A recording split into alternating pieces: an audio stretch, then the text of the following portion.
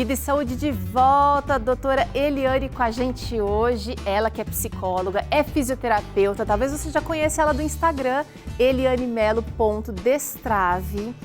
Ela tem ajudado muita gente a viver melhor, mais feliz, com mais qualidade de vida na questão sexual e na questão do assoalho pélvico, que também a questão sexual é uma das funções importantíssimas.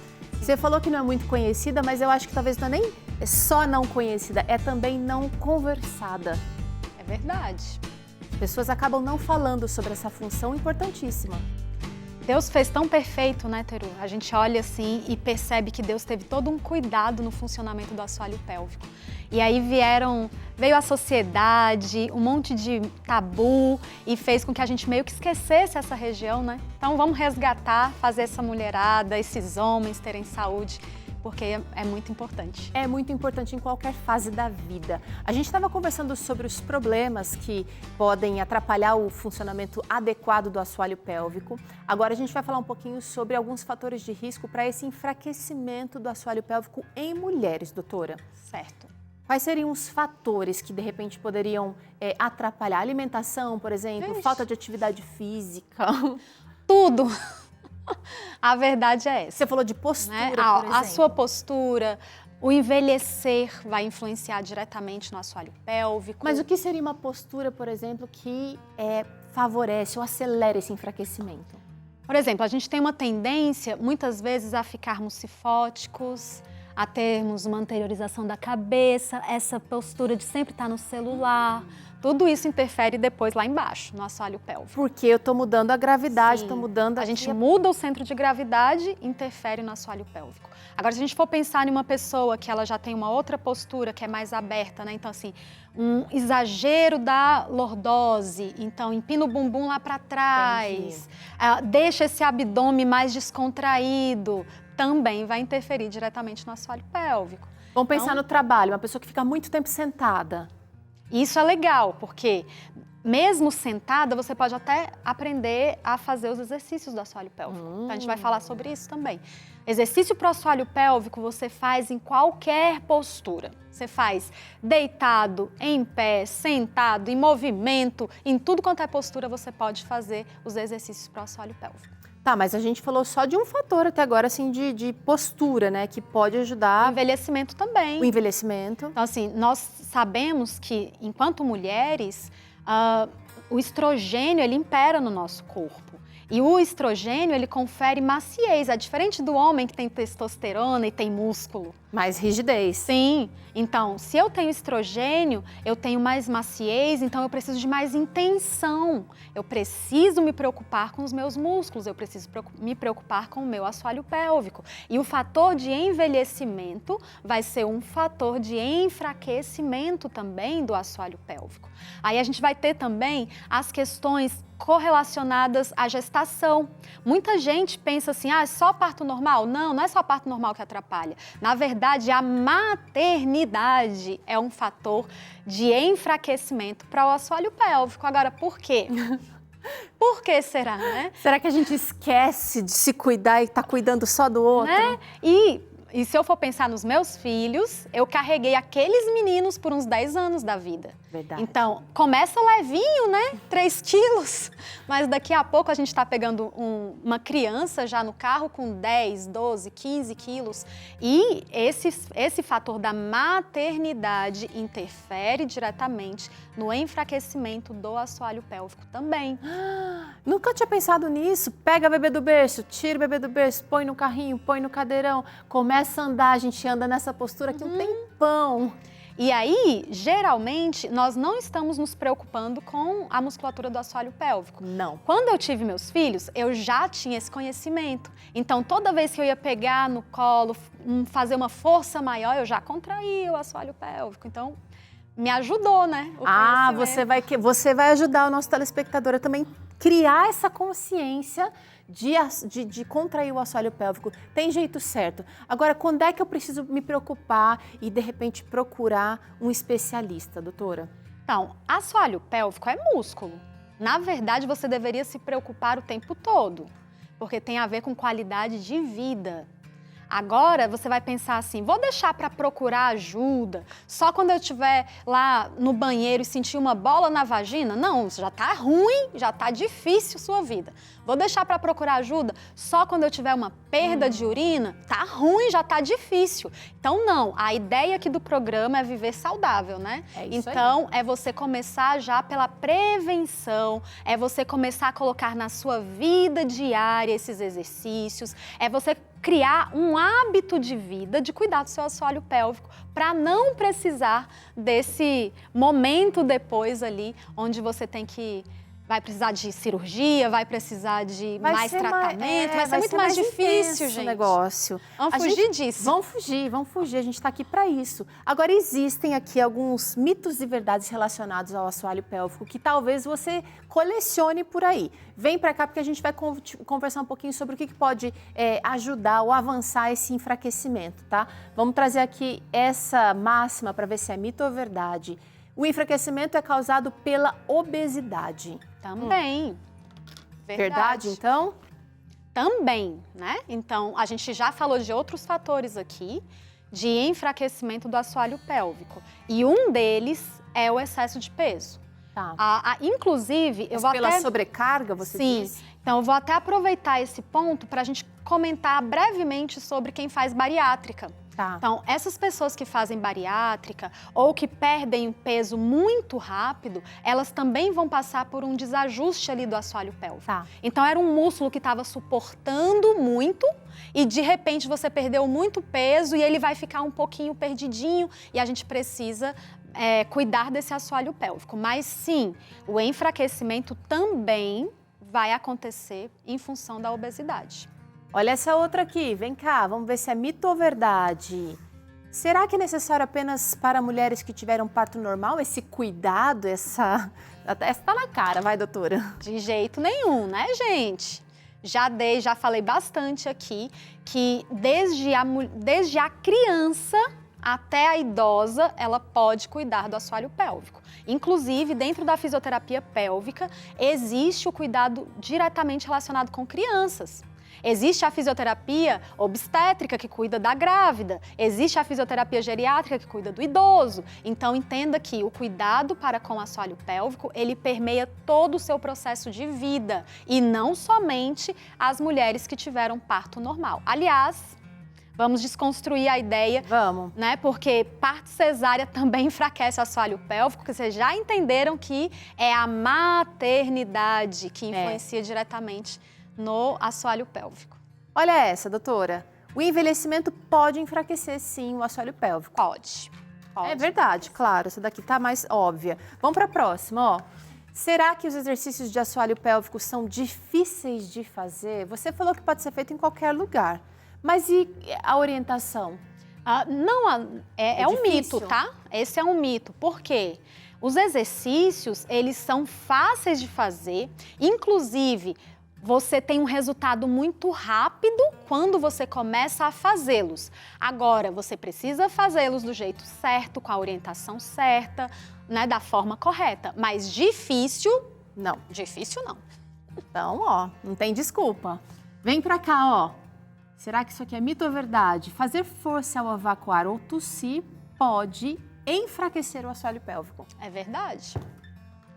É uma verdade também. Um esforço exagerado ou um esforço normal? Essa pergunta ela é bem interessante. Espirrar. É bem interessante, porque tudo que você aumenta a pressão abdominal vai incidir diretamente no assoalho pélvico, né? Então, toda pressão que acontece a nível de abdômen incide no assoalho pélvico e aumenta a possibilidade de enfraquecê-lo. E muitas vezes nós temos uma ideia muito equivocada sobre o evacuar. A gente acha que é sentar ali e ficar roxo, fazer força, e não é para ser assim. Inclusive, tem um músculo específico do assoalho pélvico que ele abraça o reto. Então, esse músculo, no momento que você vai evacuar, ele precisa estar como? Relaxado, para que você não faça essa força absurda e você tenha saúde do assoalho pélvico. Então, pessoas constipadas, elas podem ter maiores prejuízos a nível de assoalho pélvico. Existem até posições, existem alguns banquinhos, né, que você pode usar para elevar as pernas, que ajuda você a conseguir esse relaxamento. Olha essa outra aqui, vamos ver se é mito ou verdade. Minha gente, ó, o assoalho pélvico fraco vai precisar de cirurgia. O que você aí de casa acha? Hã? Tudo depende do grau de fraqueza desse assoalho pélvico, tá? Tem uma coisa muito bacana, que é o seguinte, a fisioterapia pélvica é o principal tratamento, é a primeira opção, é a primeira escolha para você tratar o assoalho pélvico. Então, a gente só vai pensar em cirurgia no último do último caso. E mesmo quando essa pessoa precisa de uma cirurgia, o que vai acontecer? Ela vai precisar também passar pelo fortalecimento do assoalho pélvico antes e depois da cirurgia, para que esse benefício cirúrgico se mantenha. Muito bom, muito bom. Eu vou colocar mito aqui, mas pode ser verdade também. Vou colocar verdade também, gente, porque vai depender se você já tiver feito a lição de casa. Porque também existem condições, doutora, Sim. de repente limitações, né? Se é uma pessoa muito mais idosa, que não vai conseguir ter a consciência para realizar os exercícios. Eu não sei se só as estimulações, as outras estimulações vão ser suficientes. Vou deixar em aberto aqui. Pode deixar, pode deixar. Tem mais, ó. Será que é mito ou verdade? Vem pra cá você, ó. Somente mulheres têm assoalho pélvico, né? Não, homens, mulheres, animais, todos os seres humanos aí, todos os mamíferos têm assoalho pélvico. Mas os exercícios serão diferentes. Sim, existem exercícios específicos para as mulheres, a depender do objetivo que você tem frente ao tratamento. Ok. Tá? Então, exercícios para incontinência urinária são feitos de uma forma, exercícios para melhorar a sua vida sexual são feitos de outra forma, exercícios para quem é tensa é de um jeito, exercícios para quem está relaxada demais e fraca é de outro jeito, mas tanto homens quanto mulheres vão precisar desse cuidado. Muito bem, ó. Olha esse outro aqui, será que é mito ou verdade? Levantar peso em excesso afeta a saúde do assoalho pélvico. Isso aqui a gente está falando de academia e de talvez essas crianças, né, que a gente tem que carregar. Ai, como interfere, viu? Isso aí é uma verdade. Então, embora seja um músculo, embora precise desse fortalecimento, não é carregando peso que a gente vai conseguir o objetivo. Exatamente. E aí aqui a gente precisa entender uma coisa. Toda atividade onde você tem um excesso, né? Você precisa fazer um excesso de força.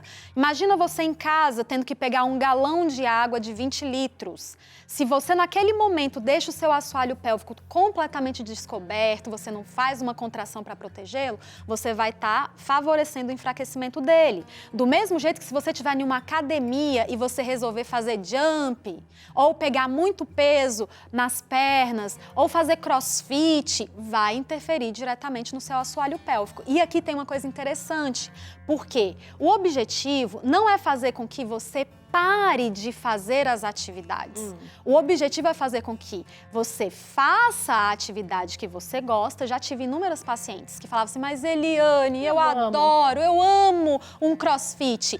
Querida, tudo bem você amar um crossfit. Agora você vai precisar treinar muito bem o seu assoalho pélvico. Tá. Então, a gente não quer que a pessoa fique sem fazer atividade física porque, vai enfraquecer meu assoalho pélvico, eu vi lá no Vida e Saúde. Não, você não viu direito. O que eu estou dizendo? Eu estou dizendo que você precisa fortalecer o seu assoalho pélvico para você poder executar da melhor forma possível a atividade física da sua preferência. Mas sim, carregar peso interfere diretamente no assoalho pélvico. Vamos saber como é que a gente pode começar a fortalecer agora o nosso assoalho pélvico? Ela diz que a gente pode fazer em pé, deitado, sentado. A gente só precisa entender, aprender. Em alguns casos, a gente vai precisar do especialista, doutora. Mas você trouxe aqui, por exemplo, um perineômetro. Sim. Que pode ajudar essa pessoa a medir se ela está fraca mesmo ou não. Mas isso é o profissional que vai fazer. Sim. Ou isso é exercício? Eu trouxe aqui o perineômetro para... Vou mostrar para cá, ó. Para cá. Então, eu trouxe o perineômetro só para vocês terem uma ideia do que acontece no corpo de vocês, tá? Então, imagina o seguinte, ó. Aqui a gente tem uma sonda e aqui a gente vai ter uma marcação. Vocês conseguem perceber que quando eu aperto aqui essa sonda, existe um pontinho preto ali que sobe e desce. Tá vendo? Apertei e subiu. soltei, desceu. Então, imagina o seguinte, quando você faz os exercícios para o assoalho pélvico ali na sua casa, o que acontece? Quando você contrai, é como se o pontinho preto estivesse indo lá para cima. Quando você relaxa, ele solta. Então, aqui é para você entender assim, ó, isso aqui é quando eu estou contraindo, isso aqui é quando eu estou relaxando. Eu consigo trabalhar, então, contração e relaxamento? Sim. Consigo trabalhar coordenação, contrair só um pouquinho, contrair um pouco mais, contrair tudo, soltar um pouco, soltar tudo? Consigo também. Contrair então, e segurar essa contração? Contrair rapidinho e soltar, contrair e manter e depois relaxar. Então, esse instrumento, apesar de nós usarmos ele em consultório, ele serve para ensinar essa mulher. E ela reproduz aonde? Em casa. Vou mostrar aqui então agora, doutora, porque aí ela vai contrair essa musculatura, é isso que Exatamente. vai acontecer? Então, quando você contrai o assoalho pélvico, você literalmente fecha toda essa região aqui de baixo. Então, qual é o comando para você aprender a contrair o seu assoalho pélvico? Fecha tudo lá embaixo, como se você estivesse segurando o xixi, como se você estivesse segurando um pum. E todo mundo sabe fazer isso. Então, essa é a ideia da contração. Eu fecho tudo lá embaixo. E ninguém percebe. E isso é exercício. E já é um exercício. Agora, tem um detalhe aqui muito importante. Por muitos anos, a nível de Brasil e mundo, foi ensinado que as mulheres, elas deveriam treinar, fazer esse treino no momento de fazer xixi. Isso não é legal. Tá bom? Então, por muitos anos você ia no médico e olha, quando você for fazer xixi, fica cortando o jato de urina para poder treinar o seu assoalho pélvico. Essa foi uma indicação dada por anos, mas hoje nós temos a clareza dos prejuízos dessa orientação. Então, não faça no momento que você estiver fazendo xixi. Tá? Você vai fazer em outro momento, você pode fazer enquanto você está sentado no trânsito, você pode fazer em pé em uma fila, você pode fazer quando você estiver deitado ali ainda sem sono, você pode treinar em qualquer momento da sua vida, lavando louça. Agora, exercício físico sem frequência, sem intenção, ele não leva a gente para lugar nenhum. Você já viu, você já matriculou no começo do ano na academia, foi lá 2, 3 vezes, o músculo fortaleceu aí? Não. Eu quero saber frequência, eu quero saber quanto que a gente precisa fazer para ter resultado, doutora. Sim. A gente pode fazer um teste com todos os telespectadores. Quase não sai, né? Com você que está em casa, a gente pode fazer um teste. Olha, a gente precisa trabalhar tanto as fibras lentas quanto as fibras rápidas. Quando a gente fala de fibra rápida, gente, é muito fácil. Por quê? É você fazer isso aqui, ó. Eu contraio tudo lá embaixo e eu solto. Olha que legal. Eu fecho tudo lá embaixo e eu relaxo. Vai fazendo aí, viu?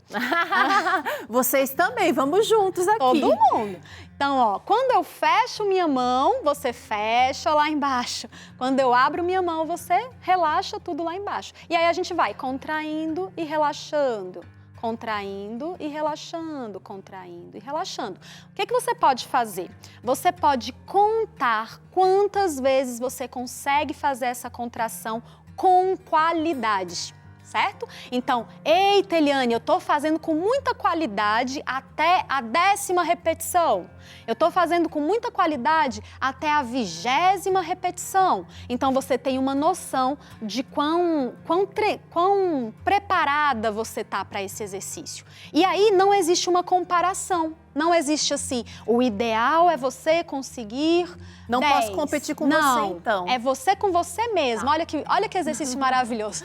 Deus é bom até nisso, hein, gente? Um exercício muito bom, porque eu vou ficar ali só comigo mesma. Então, se lá no início eu conseguia fazer muito bem 4 contrações e depois eu relaxava, mas já na 5ª contração eu percebia assim, nossa, eu já não tô mais contraindo com tanta potência, já não tá tão bonita essa contração. Então, você já sabe que o seu limite ali bom, ótimo, são 4. Mas você vai ficar nesse 4? Claro que não, a gente vai evoluir, exigir um pouquinho do corpo. Então, se 4 para mim são contrações fáceis, eu vou para 5. Se 10 tá fácil, eu vou para 11, para 12, para 15. E assim a gente vai aumentando gradativamente essas contrações. Mas eu disse para você que está em casa que tinha uma contração que era rápida e que era fácil, que você conseguiu fazer muito bem e é tranquila, é verdade. Ela é importante, importantíssima, mas a gente também tem uma contração que ela é lenta, ok? E como é que é essa contração? É você contrair e manter. Mantém, mantém, mantém, mantém e agora relaxa tudo. Essa é um pouquinho mais trabalhosa. Então, quando a gente olha para essa contração, a gente vai ter alguns parâmetros para a gente cuidar. Por exemplo, quanto tempo eu consigo ficar contraída? Talvez tenham pessoas que consigam ficar contraídas por 2 segundos. Tá. Outras pessoas vão conseguir ficar contraídas por 5 segundos. E você não precisa passar de 8. Olha que maravilha, já tem estudos que comprovam que não tem por que você ficar mais que 8 segundos com essa musculatura contraída. Legal, então não é um alvo difícil. Não é. Agora, se você está em 2, você precisa chegar a evoluir até o 8, ok? Então, se eu consigo fazer hoje, Eliane, consegui fazer 3 contrações, mas cada contração só com 2 segundinhos. Tem algum problema? Não tem. Você já sabe o que você dá conta e agora a gente vai exigir um pouquinho mais do corpo para a gente poder cada vez ficar com esse músculo melhor e mais forte. Como eu te disse que essa musculatura ela é postural, então agora a gente tem um benefício enorme dela. Porque toda musculatura postural, ela se treina muito mais rápido, ela tem um resultado muito melhor. Então é bem diferente provável, de uma academia, né? Gente, olha que bênção. Então olha o que a gente pode fazer. A gente pode perceber nossa evolução de uma forma muito rápida. Então assim, eu tenho alunas... Sim, eu tenho alunas que com 4 dias de um treino regular, de um treino direitinho, bem orientado, elas já percebiam diferença. Então, 4 dias, 1 semana, é muito rápido esse resultado. Gente, o papo tá muito bom. Eu vou pedir para você continuar ele lá no Instagram dela. Vai lá, olha, lá que você tem acesso a esse material maravilhoso que ela tem disponível. Vai lá, @elianemelo.destrave, tem aqui esse Conversa Íntima, que é para você já casado, você casada, e tem esse aqui, Era Uma Vez a Vida, que é para criança, orientação sexual, uma coleção de livretos aqui, valiosíssima, onde a gente está vivendo hoje numa confusão de informação sobre esse assunto. Você merece, @elianemelo.destrave. Muito obrigada pela participação hoje aqui no Vida e Saúde, Foi doutora. ótimo, eu que agradeço. A gente vai se encontrar mais vezes aqui. A gente pausa rapidinho aqui, esse momento aqui do Vida e Saúde, para receber aqui o nosso Doutor Responde. Vamos ver.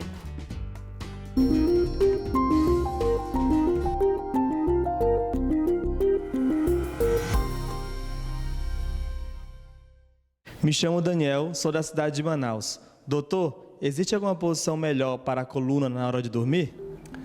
Oi, Daniel. A sua pergunta ela é muito boa porque muita gente tem essa dúvida e muitas pessoas acordam com dores porque dormem de mau jeito.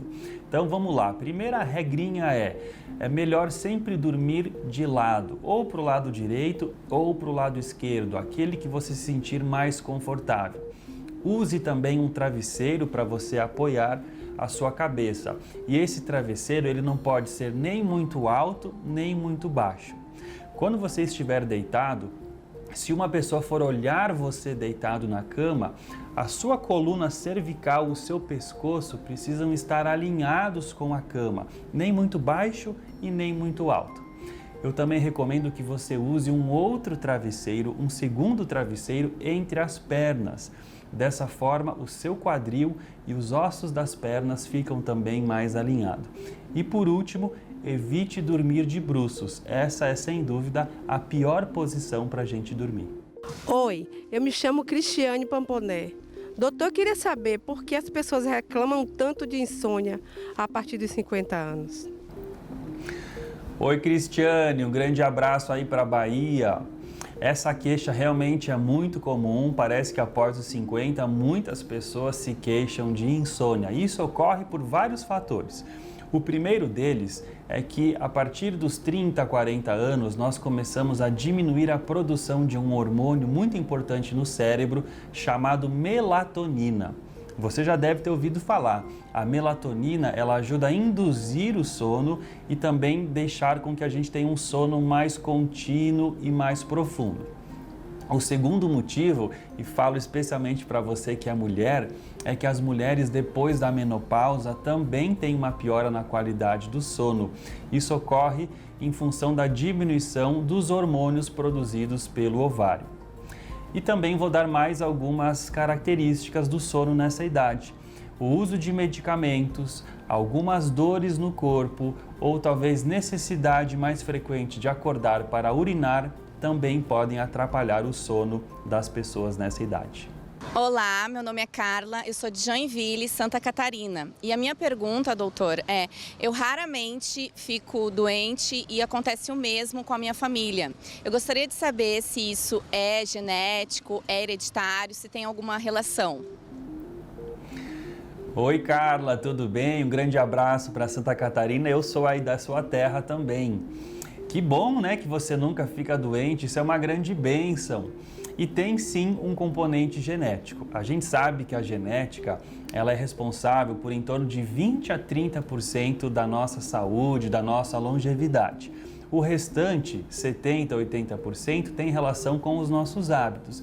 Então, existem sim pessoas e famílias que parecem que receberam um presente de Deus, uma genética privilegiada, com um índice menor de doenças. Então isso sim tem uma boa relação. E outra coisa que eu vou te dizer, nós não herdamos dos nossos pais apenas a genética, nós também herdamos os hábitos.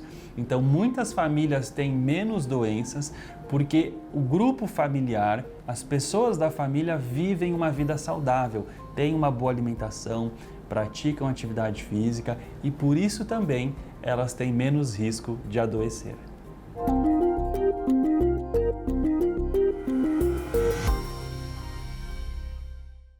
Muito boa essa oportunidade aqui com o Doutor Responde. A gente vai para o intervalo agora, mas na volta você acompanha o segundo episódio do Vida e Saúde na AMA, Associação de Médicos Adventistas.